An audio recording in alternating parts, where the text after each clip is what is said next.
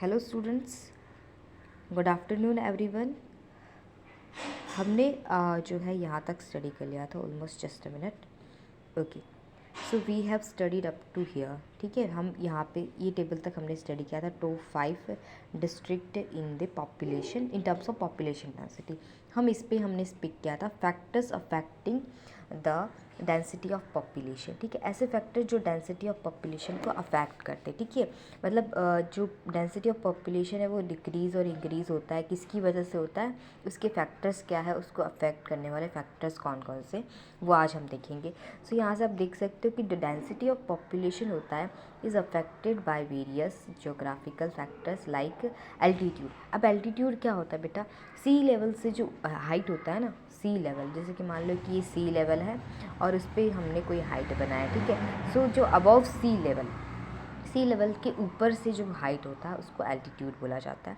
Climate किस तरह का है? ठीक है, मॉडरेट है, एवरेज है, टेम्परेचर ज़्यादा है, कम है, उसके अकॉर्डिंग। वेदर कैसा है? टोपोग्राफी का मतलब हमने लास्ट सेकेंड वीडियो लेक्चर में आई थिंक मैंने एक्सप्लेन किया हुआ। टोपोग्राफी का मतलब क्या होता है बेटा? टोपोग्राफी का मतलब क्या होता है? The physical characteristics of any area of a land. कोई भी गिवन लैंड होता है, उसका जो एरिया होता है उसकी फ़िज़िकल कैरेक्टरिस्टिक्स कैसी है, वहाँ का वेदर कैसा है, क्लाइमेट कैसा है। So that is the topography. Type of crops, अब उस एरिया में किस तरह के टाइप ऑफ क्रॉप्स अवेलेबल है उस पर भी डिपेंड करेगा ना।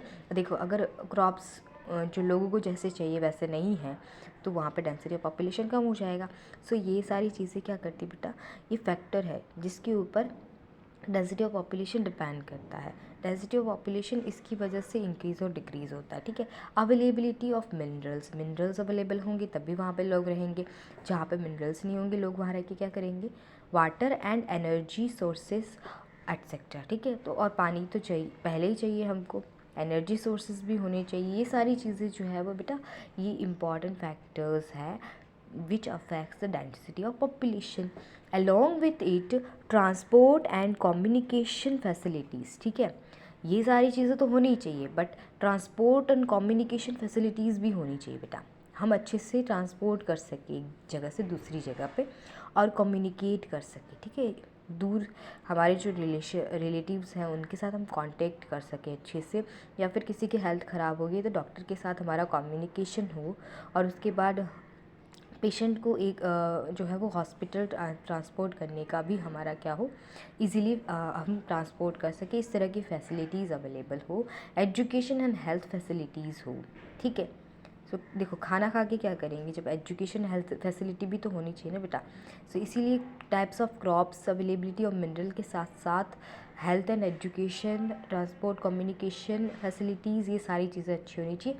प्लस इंडस्ट्रियलाइजेशन, एम्प्लॉयमेंट भी होनी चाहिए ना बेटा, एम्प्लॉयमेंट अपॉर्चुनिटीज़ होनी चाहिए। ठीक है, इंडस्ट्रियलाइजेशन होगा मतलब उद्योग डेवलप होंगे। ठीक है, इंडस्ट्री डेवलप होगी तो लोगों को रोज़गार मिलेगा, एम्प्लॉयमेंट मिलेगा। इसीलिए employment opportunities, urbanization and latest technology. ठीक है, और लेटेस्ट टेक्नोलॉजी आज जो हम डिजिटल फील्ड में यूज़ कर रहे हैं वो सब also affect the density of population. ये भी डेंसिटी ऑफ पॉपुलेशन को अफेक्ट करती है। ठीक है, तो इसीलिए आप देख रहे हो कि अभी जो है लोग गाँवों से शहरों की तरफ आ रहे हैं, अर्बनाइजेशन इसको बोलते हैं। ठीक है, गाँवों से शहरों की तरफ आना इज कॉल्ड अर्बनाइजेशन। ठीक है, 5 स्टेट्स हैविंग मैक्सिमम पॉपुलेशन, इसको अंडरलाइन करना। ठीक है, कौन कौन से 5 स्टेट्स है बेटा जिनका मैक्सिमम पॉपुलेशन है? Uttar Pradesh, Maharashtra, Bihar, waste Bengal and Andhra Pradesh. इन सो सबसे पहले आप सभी को पता है ना कि उत्तर प्रदेश में सबसे ज़्यादा पॉपुलेशन है, प्लस इस पे जो है वो डेंसिटी ऑफ पॉपुलेशन भी ज़्यादा है। Let me show you 5 states and union territories having list population. ठीक है, so 5 states which are having maximum population and 5 states and union territories जिनके पास लिस्ट पॉपुलेशन है।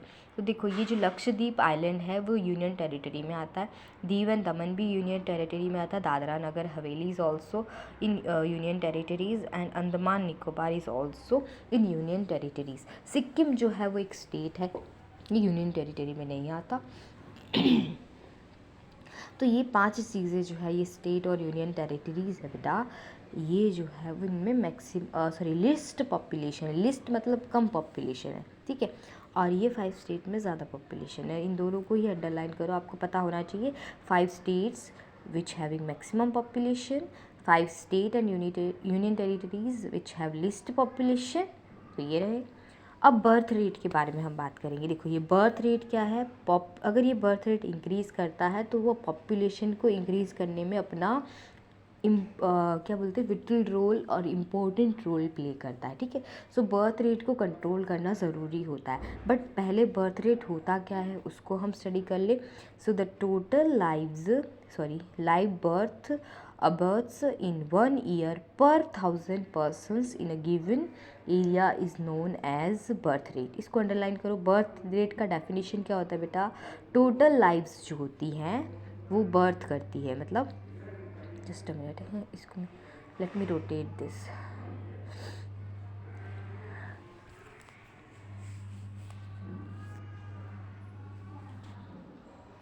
ओके अभी ठीक है। So just a minute, birth rate पे हम आते हैं। ये रहा बर्थ रेट, इसको है ना अंडरलाइन करो, ये डेफिनेशन अंडरलाइन करो। The total lives in 1 year in one year per 1000 persons, ठीक है। पर 1000 persons की बात करें, ठीक है, डिनोमिनेटर में क्या होना चाहिए, 1000 persons होना चाहिए, ठीक है। 1000 persons के कंपैरिजन में कितने लोग जन्म लेते हैं, ठीक है, उनका बर्थ होता है, that is given in a area, ठीक है। किसी पर्टिकुलर एरिया के जो 1000 persons होते हैं वो कितने बच्चों को पैदा करते हैं, ठीक है। The total live births in 1 year per 1000 persons in a given area is known as birth rate. For the past few years, the birth rate in India has been consistently declining. मतलब decline मतलब what, refuse होना, smaller या फिर become bigger, ठीक है। तो आप देख सकते हो कि बर्थ रेट जो है वो इंडिया में कुछ सालों से क्या हो रहा है, डिक्लाइन हो रहा है, ख़त्म हो रहा है, पूरी तरह से वीक हो रहा है या फिर बंद हो रहा है, ऐसा हम बोल सकते हैं। पूरी तरह से तो नहीं बंद हो रहा है, बट ख़त्म होने की कगार पे। बर्थ रेट बहुत कम हो रहा है, ठीक है। तो बर्थ रेट कम हो रहा है मीन्स पॉपुलेशन डिक्रीमेंट आ रहा है, बट कुछ सालों से ऐसा हो रहा है, ठीक है, पिछले कुछ सालों से ऐसा हो रहा है। People exercise family planning more than before. ऐसा क्यों हो रहा है, क्योंकि लोग जो है वो फैमिली प्लानिंग के बारे में ज़्यादा सोच रहे हैं पहले के कंपैरिजन में। जैसे कि पहले नहीं देखते थे कि हमारे 2 बच्चे 3 बच्चे, वो 10-15 बच्चे पैदा कर लेते थे। हंसना नहीं है, जस्ट फॉर एग्ज़ाम्पल कुछ लोग ऐसा करते थे पहले के टाइम पे। तो अभी के आज के टाइम पे जो लोग हैं वो प्लानिंग कर रहे हैं, फैमिली प्लानिंग कर रहे हैं, 2 से ज़्यादा बच्चे पैदा नहीं कर रहे हैं, ठीक है। गवर्नमेंट ने जो स्कीम बनाई है उसके अकॉर्डिंग 2 से ज़्यादा बच्चे नहीं होने चाहिए, तो उस हिसाब से वो फैमिली प्लानिंग कर रहे हैं। तो बर्थ रेट क्या हो रहा है, कंट्रोल में आ रहा है, ठीक है, कंसिस्टेंटली डिक्लाइन कर रहा है। इन रूरल एरियाज़ मतलब विलेज एरियाज़ की बात करें, the implementation of family planning is much lesser due to lack of education. देखो गांव में लोग बहुत ज़्यादा पढ़े लिखे होते नहीं, आजकल तो होते हैं बट पहले नहीं होते थे, और अभी भी कुछ एरिया में, कुछ विलेजेस में लैक ऑफ एजुकेशन रहता है। लैक ऑफ एजुकेशन मतलब शिक्षा की कमी, पढ़ाई लिखाई उतनी अच्छी नहीं हो पाती है, उस हद तक नहीं हो पाती है कि उनको प्रॉपर नॉलेज मिले फैमिली प्लानिंग के बारे में। तो इसीलिए जो फैमिली प्लानिंग का इम्प्लीमेंटेशन है इन रूरल एरियाज़ वो कैसा है बेटा, मच लेसर, बहुत कम है compare to urban area, okay. Lack of health facility, और वहाँ की हेल्थ फैसिलिटी भी इतनी अच्छी नहीं है, पॉवर्टी है, गरीबी है, अनएम्प्लॉयमेंट है, and ignorance about the means of birth control. और बर्थ कंट्रोल मतलब 2 से ज़्यादा बच्चे पैदा नहीं करना, इस चीज़ को वो क्या कर रहे हैं, इग्नोर कर रहे हैं, बोल रहे जाने दो, हमें इससे कोई मतलब नहीं, हम तो बच्चे पैदा करेंगे। सो वो बर्थ कंट्रोल की मीन्स को क्या कर रहे हैं, इग्नोर कर रहे हैं बेटा, ठीक है। उन्हें नहीं पता कि बर्थ कंट्रोल करना क्यों ज़रूरी है। अगर हमने बर्थ कंट्रोल नहीं किया तो इंडिया का पॉपुलेशन इंक्रीज़ करेगा। अब देखो यहाँ पे कंपैरिजन है और birth rate and death rate का। सो पहले हम डेथ रेट को देखेंगे बेटा, है ना। तो इंक्रीज़ इन पॉपुलेशन, देखो पॉपुलेशन में इंक्रीजमेंट कब होगा, जब डेथ रेट जो है वो हल्का हो जाता है। कि डेथ रेट वाला पलड़ा क्या हो रहा है, हल्का हो रहा है। क्यों हल्का हो रहा है, क्योंकि बर्थ रेट इंक्रीज़ हो गया ना बेटा, और मैंने बोला था कि बर्थ रेट इंक्रीज़ करता है तो पॉपुलेशन में इंक्रीमेंट आता है, ठीक है। सो दैट रेट कम हो रहा है, पॉपुलेशन में इंक्रीमेंट आ रहा है, या सॉरी बर्थ रेट में इंक्रीमेंट आ रहा है तो पॉपुलेशन में इंक्रीमेंट हो रहा है। अब स्टडी पॉपुलेशन किसको बोलते हैं बेटा, जब बर्थ रेट और डेथ रेट, जितने लोग पैदा हो रहे हैं उतने लोग मर रहे हैं, ठीक है, जितने लोग मर रहे हैं उतने लोग पैदा हो रहे हैं। इस तरह का जो सिचुएशन होता है उस टाइम पे क्या हो रहा है बेटा, आपका जो कंट्री का पॉपुलेशन है वो स्टेडी रहता है। अब डिक्रीज़ इन पॉपुलेशन कब होता है, जब बर्थ रेट क्या हो जाता है, कम हो जाता है। देखो बर्थ रेट वाला पलड़ा हल्का हो गया है, मीन्स क्या बता रहा है कि पॉपुलेशन में डिक्रीमेंट आ रहा है, क्योंकि बर्थ रेट कम हो गया है और डेथ रेट ज़्यादा हो गया है। लोग मर तो ज़्यादा रहे हैं बट पैदा कम हो रहे हैं, ठीक है। सो पॉपुलेशन डिक्रीमेंट होता है। तो अब डेथ रेट तो हमने देख लिया, पलड़ा कंपैरिजन कर लिया पलड़ा के थ्रू, ठीक है, एक तराजू बनाया गया है उसमें। तो देखो जो भारी होता है वो नीचे होता है ना बेटा, मीन्स वो ज़्यादा है तभी भारी है, सो इसीलिए बर्थ रेट ज़्यादा है, मीन्स पॉपुलेशन ज़्यादा है। अब ये दोनों इक्वल है, ठीक है, इन दोनों का वेट स्टेडी स्टेट में इक्विलिब्रियम पोजीशन में, दोनों का वेट इक्विवेलेंट हो गया है, मीन्स स्टेडी पॉपुलेशन। यहाँ पे डेथ रेट ज़्यादा हो रही है तो डिक्रीज इन पॉपुलेशन, क्योंकि बर्थ रेट कम हो गया है, ठीक है। अब हम डेथ रेट की बात करें, डेथ रेट को कैसे डिफाइन करेंगे, जैसे बर्थ रेट को डिफाइन करते हैं सेम वे डेथ रेट को डिफाइन करेंगे। The number of deaths in 1 year per 1000 persons in a specific area is terms as death rate. इसको अंडरलाइन करो, the number of persons in a year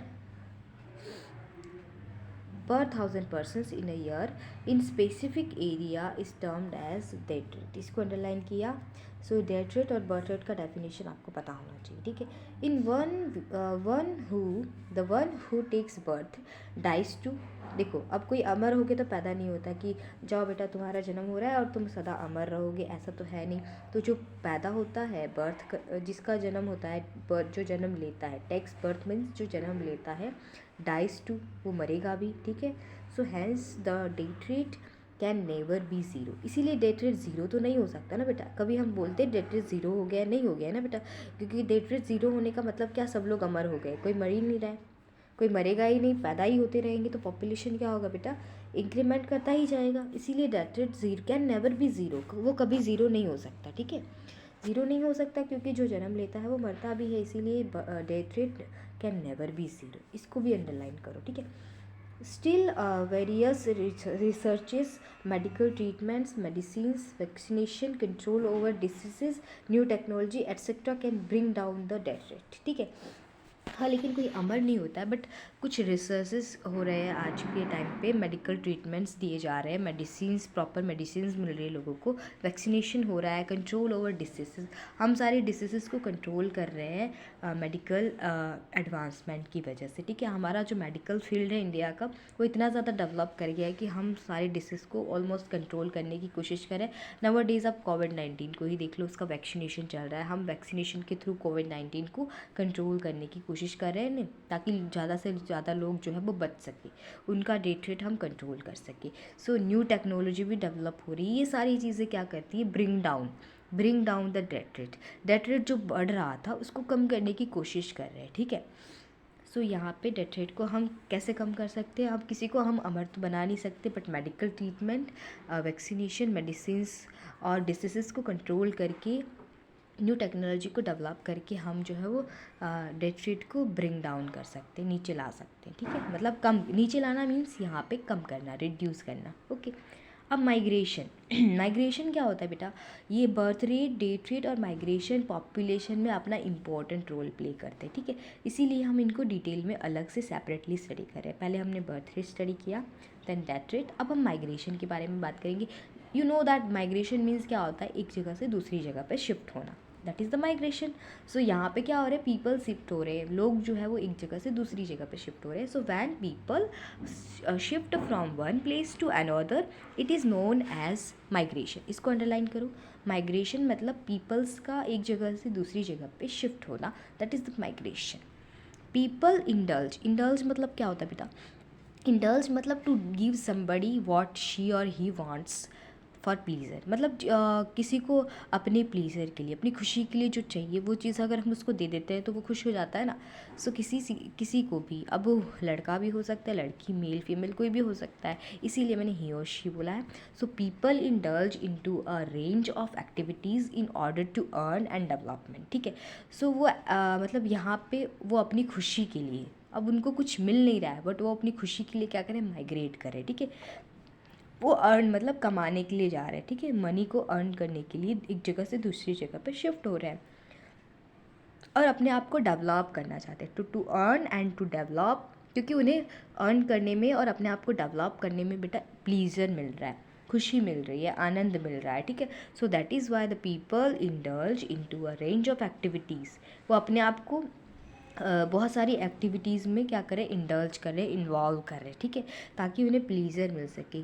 क्यों मिल सके, क्योंकि वो अर्न कर रहे हैं और डेवलप करें। तो देखो कोई भी खुश होगा जब वो अर्न करेगा और अपने आप में डेवलपमेंट देखेगा। किसको खुशी नहीं होती है अपने आप को डेवलपमेंट देख के, होती है ना, सभी को खुशी होती है। सो इसीलिए बोला है people indulge into a range of activities in order to earn and development. Socio cultural needs also compel people to keep migrating, ठीक है। सोशियो कल्चरल मतलब हमारा जो सामाजिक सांस्कृतिक नीड्स होती हैं, ठीक है, हमारे समाज से रिलेटेड जो कल्चरल एक्टिविटीज़ होती है उसकी जो नीड्स होती है, दैट ऑल्सो कंपेल मतलब किसी चीज़ को फोर्स करना कि वो चीज़ करे। तो ये हमारी जो हमारी जो सामाजिक कल्चरल एक्टिविटीज़ होती हैं, मतलब सामाजिक सांस्कृतिक, कल्चरल मीन सांस्कृतिक, हमारी जो संस्कृति है हिंदू संस्कृति और हमारे समाज से रिलेटेड जो नीड्स होती हैं वो भी हमें क्या करती है, फोर्स करती है टू कीप माइग्रेटिंग, ठीक है, कि हम जो है वो एक जगह से दूसरी जगह पे माइग्रेट करें। So the rural population is attracted towards the urban areas for better facilities in education. देखो रूरल पॉपुलेशन क्या कर रही है, अट्रैक्ट हो रही है, क्योंकि वहाँ पे उनको प्रॉपर एजुकेशन नहीं मिल रहा है, इसीलिए वो अर्बन एरियाज़ की तरफ, मतलब रूरल मतलब विलेज एरिया और अर्बन मतलब सिटी एरिया, ठीक है। सो सिटी एरिया में इस तरह की फैसिलिटीज़ होती है, education, business, industry, employment and administration, ठीक है। सो यहाँ पे सिटी का एडमिनिस्ट्रेशन भी अच्छा होता है रूरल के कंपैरिजन में। सो रूरल पॉपुलेशन मतलब रूरल के जो विलेज एरिया के जो लोग हैं, पीपल्स हैं, दैट इज़ अट्रैक्टेड, मतलब कहाँ पे अट्रैक्ट हो रहे हैं, किसकी तरफ अट्रैक्ट हो रहे हैं, अर्बन एरियाज़ की तरफ, किसके लिए, for better facilities in education, business, industries, employment and administration. इसको अंडरलाइन करो, रूरल पॉपुलेशन क्यों अट्रैक्ट हो रही है, कहाँ पे अट्रैक्ट हो रही है वो आपको लिखना है, ठीक है। Currently 62% of the population of Gujarat leaves in rural areas and, ये क्या हो गया, रुको एक मिनट, दूसरा चैप्टर खुल गया है, जस्ट अ मिनट। हाँ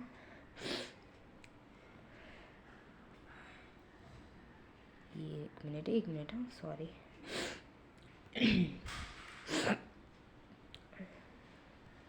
अच्छा चलो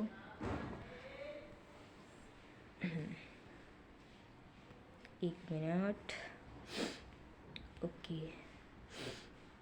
सो माइग्रेशन पे हम थे, तो देखो करंटली जो है वो 62% पॉपुलेशन ऑफ इंडिया, नहीं sorry, in Gujarat lives in rural areas, ठीक है। तो रूरल एरिया में आज के टाइम पे, करंटली मतलब आज के टाइम पे 62% population of Gujarat lives in rural areas and 38% lives in urban areas, ठीक है। और 38% कहाँ पे मतलब रह रही है, अर्बन एरिया में रह रही है, ठीक है।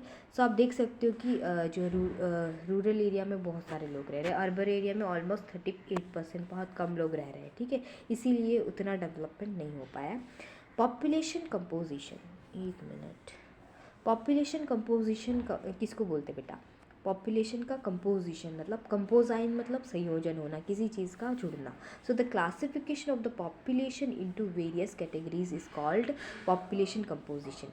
हम क्या करें, पॉपुलेशन को अलग अलग कैटेगरीज में क्लासीफाई करें। क्लासीफाई मतलब समझते हो कि जैसे कि एज स्ट्रक्चर हो गया, सेक्स रेशियो हो गया, और फिर चेंज होना, क्वालिटेटिवली और क्वांटिटेटिवली, उसको हम पॉपुलेशन कंपोजिशन बोलते हैं, ठीक है। सो यहाँ पे इसको अंडरलाइन करो, the classification of total population. हमारी जो इंडिया का, हम कंट्री की बात करें, कंट्री वाइज अगर बात करें तो हमारी कंट्री का जो टोटल पॉपुलेशन है उसको हम स्टेट वाइज कैटेगराइज करते हैं ना, कि राजस्थान का इतना पॉपुलेशन, उत्तर प्रदेश का इतना पॉपुलेशन, गुजरात का इतना पॉपुलेशन, आंध्र प्रदेश का इतना पॉपुलेशन, एट्सेट्रा एट्सेट्रा। तो यहाँ पे हम क्लासीफाई कर रहे हैं टोटल पॉपुलेशन को, sorry, in various type of categories is called a population composition. The categorization is done as per male and female, ठीक है।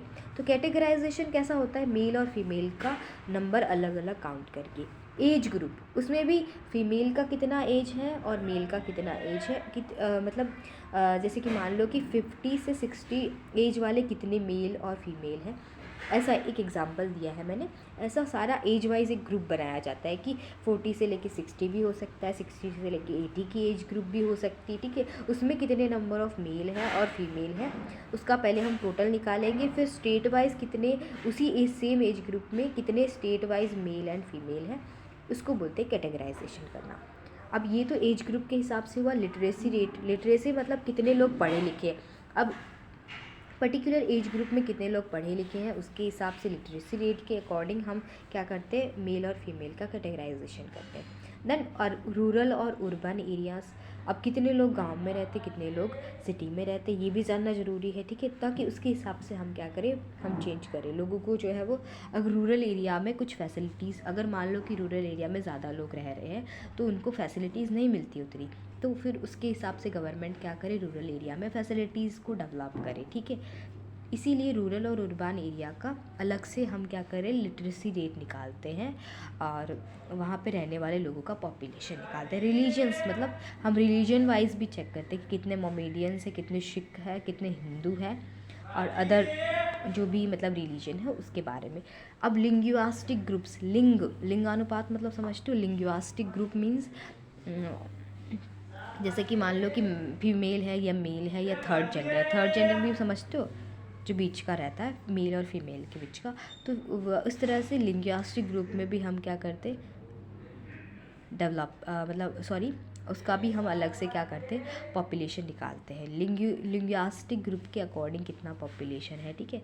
प्रोफेशनल ग्रुप्स, ठीक है। अब प्रोफेशनल मतलब कितने लोग जो है वो प्रोफेशन, मतलब उनके पास जो है वो अपना प्रोफेशन है, अपना खुद का काम है, उससे जुड़े हुए हैं, ठीक है। Thorough study of these categories help us. Thorough मतलब पूरी तरह से अच्छे से हम इसके बारे में स्टडी करें, पूरी तरह से, थॉरली मतलब इमीडिएटली पूरी तरह से इसके बारे में स्टडी करना। ये सारी कैटेगरीज, कौन सी कैटेगरीज जो अभी मैंने स्टडी की, फीमेल और मेल का categorization, age group, literacy rate, rural urban areas, religious linguistic groups, professional groups, ये सारी चीज़ें जो हैं, इन सारे के बारे में थॉरो स्टडी क्या हमें देती है, हेल्प करती है us to understand the population composition, ठीक है। अगर पॉपुलेशन कंपोजिशन को समझना है तो ये सारी चीज़ें समझना ज़रूरी है, क्योंकि पॉपुलेशन कंपोजिशन इन सब चीज़ों से बना हुआ है, ठीक है। सो पहले हम एज स्ट्रक्चर पे आएंगे, ठीक है। सो the total population of the nation comprises मतलब कंप्राइज करता है, मिलाता है, ऑफ 3 ग्रुप्स। मतलब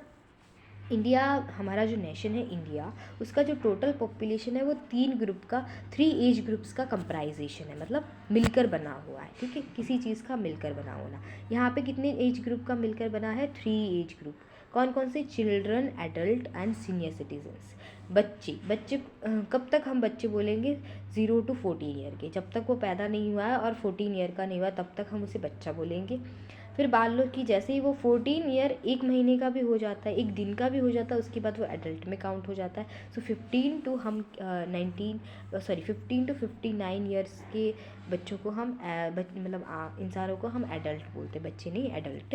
then senior citizen above 59 year आते हैं, ठीक है। सो इस तरह से 3 एज ग्रुप्स है जिससे इंडिया का टोटल पॉपुलेशन कंप्राइज होकर बना हुआ है, that is children, adult and senior citizen. अब among the above 3 groups maximum and the most important differences is seen in the first and third group. तो तुम देख सकते हो कि जो ग्रुप बनाए हैं वो मैक्सिमम और मोस्ट इम्पॉर्टेंट डिफरेंस किस में देखने को मिल रहा है, फर्स्ट और थर्ड ग्रुप में देखने को मिल रहा है, ठीक है। सबसे ज़्यादा डिफरेंस एज का इनमें ही आ रहा है ना बेटा, बच्चों और सीनियर सिटीज़न में, ठीक है। सो यहाँ पे ज़्यादा एज डिफरेंस देखने को मिल रहा है, ठीक है।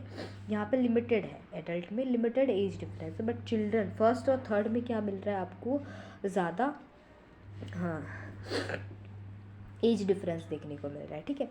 So as per the 2001 census, यानी कि 2001 में जो जनगणना हुई थी, पॉपुलेशन काउंट हुआ था, उसके according 35% to 40% of total population is below 18 years, ठीक है। तो 2001 में सबसे ज़्यादा कौन थे बेटा, बच्चे थे। बिलो 18 ईयर में मतलब एडल्ट में थोड़े लोग थे ही और बच्चे ज़्यादा थे। बिलो 18 ईयर में बच्चे ज़्यादा काउंट होते हैं ना बेटा। यहाँ पे देखो 15 और 18 मतलब 3 ईयर्स में जो होंगी वही सिर्फ एडल्ट में काउंट होंगे, बाकी के 0 टू 14 ईयर वाले किस में काउंट होंगे बेटा, चिल्ड्रंस में काउंट होंगे।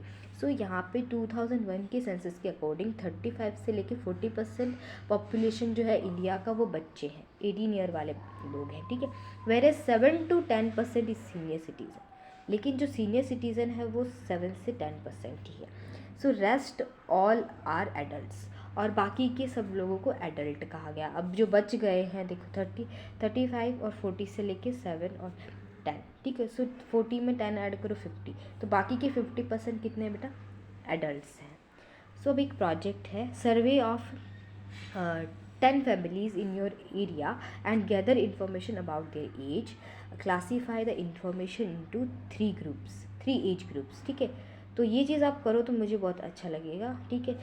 सो मैं कंपलसरी नहीं बोली, बट जो लोग कर ले वो मुझे जब हमारी मीटिंग होगी लाइव टीचमेंट पे, तब उस टाइम पे आप मुझे एज अ होमवर्क ये चीज़ बता सकते हो, ठीक है। मैं कंपलसरी सबको फोर्सफुली नहीं बोल रही, ठीक है।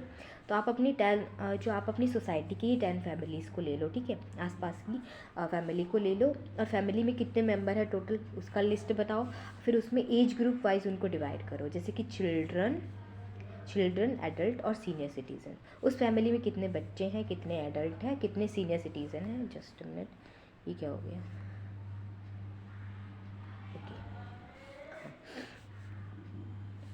Just a minute. ये प्रोजेक्ट आपको बनाना है, ठीक है। सो इतना आप काम कर सकते हो, classify the information into 3 age group, ठीक है। और फिर सारी इन्फॉर्मेशन को 3 एज ग्रुप में क्लासीफाई करना है, ठीक है। अब बस खाली एज ग्रुप में फाइंड करना है, मतलब फैमिली का लिस्ट निकालना है। अब फर्स्ट फैमिली में कितने लोग थे, सेकंड फैमिली में कितने लोग थे, इस तरह से जो है वो 10 फैमिली का आपको लिस्ट बनाना है, ठीक है। फिर उसके बाद में क्लासीफाई करना है children, adult and senior citizen, okay. Children, adult, senior citizen, 3 column बनाने हैं आपको, ठीक है, 3 कॉलम्स। फर्स्ट कॉलम चिल्ड्रन का, सेकेंड एडल्ट का, थर्ड सीनियर सिटीज़न का, ओके। सो यहाँ पे मैं आज का लेक्चर फिनिश करती हूँ। जो लिटरेसी है उसके बारे में, सेक्स रेशियो, वो सब जो है वो हम नेक्स्ट वीडियो लेक्चर में देखेंगे बेटा। So thank you for watching this video. कोई क्वेरी हो तो let me know, okay, you can WhatsApp also me. Bye bye.